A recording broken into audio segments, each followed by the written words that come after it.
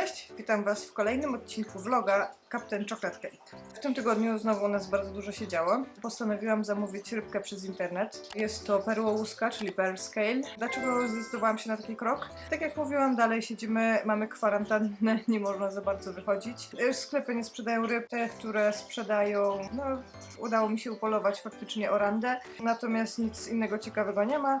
To był krok drastyczny i trudny dla mnie, dlatego że zawsze byłam przeciwnikiem stwarzania dodatkowego stresu wtedy, kiedy go nie trzeba stwarzać. Wiadomo, że te ryby są importowane z odległych krajów, mieszkamy na mojej wyspie i wszystkie te gatunki skądś się tutaj wzięły, więc musiały przebyć jakąś drogę w transporcie. Rzadko które sklepy rozmnażają rybki, albo rzadko kiedy te ryby są lokalne.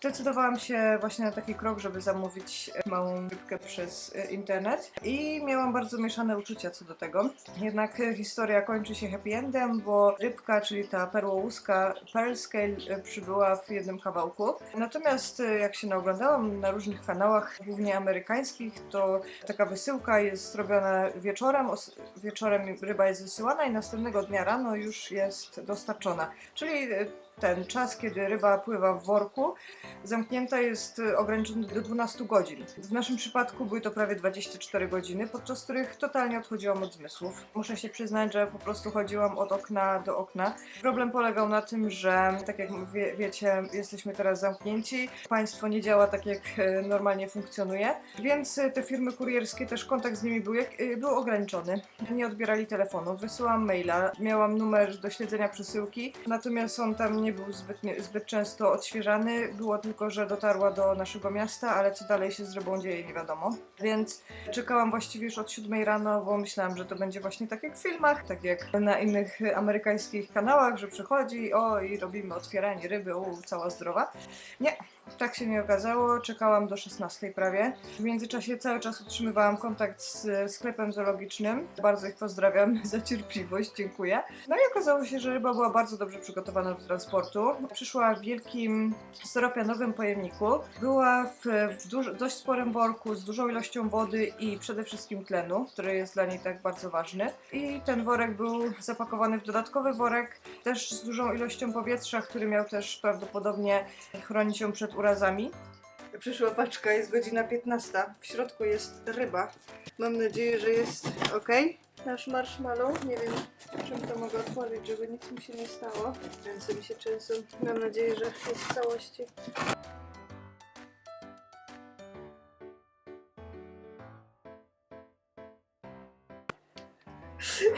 Jest! Ojejku, jest przekochany. Idzie od razu do akwarium pod natlenienie. Żyje! Przetrwał to.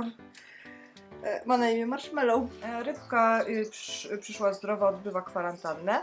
Jest śliczną, małą, malutką rybeczką. Ma około może 3 cm długości. Pan w sklepie mi powiedział, że jej rozmiar jest średni, czyli medium. Natomiast jest to nasza najmniejsza rybka, jest przysłodka po prostu.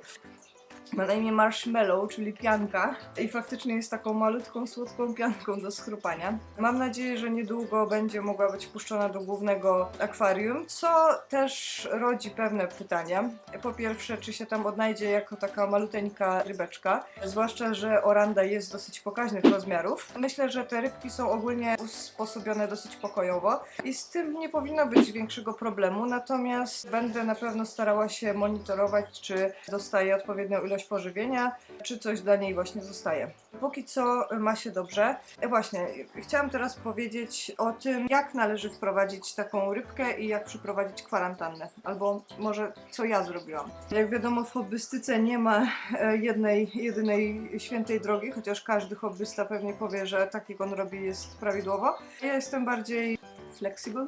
Ja myślę, że każdy powinien wybrać taką drogę, jaka najbardziej mu odpowiada i dlatego powiem, jak ja zrobiłam, co nie znaczy, że inne sposoby są złe. Więc jak rybka tylko przyszła, ja byłam bardzo zaniepokojona w ogóle jej kondycją, bo 24 godziny w takim jednak worku zamknięta, bez napowietrzacza, filtracji i tak dalej, jest to ogromny stres. Bałam się, że w ogóle się okaże, że ma za mało tlenu. Na szczęście rybka była bardzo ruchliwa już w tym worku. Ten główny worek, w którym ona była, położyłam na tafli wody w akwarium, żeby zrównała się temperatura. To mi zajęło około 10-15 minut, dlatego że jeszcze tam się krzątałam i dokończałam przygotowanie tego akwarium. Ono wprawdzie chodziło kilka dni wcześniej, już było przygotowane, natomiast chciałam wszystko dopiąć na ostatni guzik. Po tych 10, no nie, to było po tych 15 minutach otworzyłam worek i wyjęłam samą rybę. Nie wpuszczałam tej wody, w której ona przyszła, dlatego że prawdopodobnie stężenie amoniaku mogło już tam być dosyć duże. Były tam jej odchody, więc tylko sama ryba. No i zaczęłam proces obserwacji zachowania.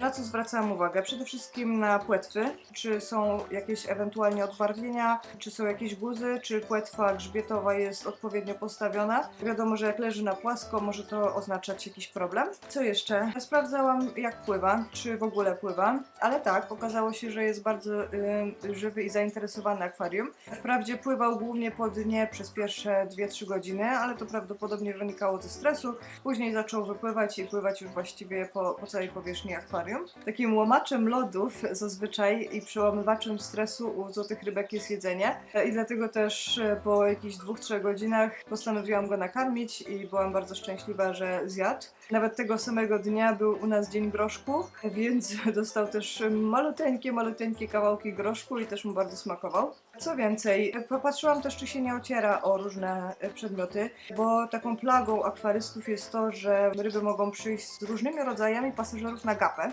czyli pasożytami. I właśnie oznaką takich pasożytów, których jeszcze nie widać w postaci na przykład białych kropek na ciele, jest to, że ryba może się ocierać o różne przedmioty, gdyż ją to po prostu swędzi. Jak zwykle, jeśli Wam się podobało, zostawcie lajka. Czekam na Wasze komentarze. Jeśli interesują Was dalsze losy naszej załogi, to oczywiście nie zapominajcie subskrybować.